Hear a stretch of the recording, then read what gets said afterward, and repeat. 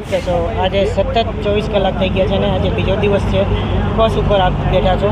આજે ઉપવાસ આંદોલનનો અમારા સૌનો બીજો દિવસ છે અને રાજકોટ શહેરની જનતાને બે હાથ જોડીને વિનંતી અને અપીલ કરીએ છીએ કે આપણા ગુજરાતના નાગરિકો અને ગુજરાતના બાળકો આપણે ગુમાવ્યા છે, તો આપણે બધાએ એક નાગરિક કર્તવ્ય અદા કરવા માટે નાગરિક ધર્મ સમજીને પીડિત પરિવારોની પડખે ઊભા રહી આ કાર્યક્રમમાં જોડાવવું જોઈએ. અમારો અંગત કોઈ કાર્યક્રમ છે નહીં.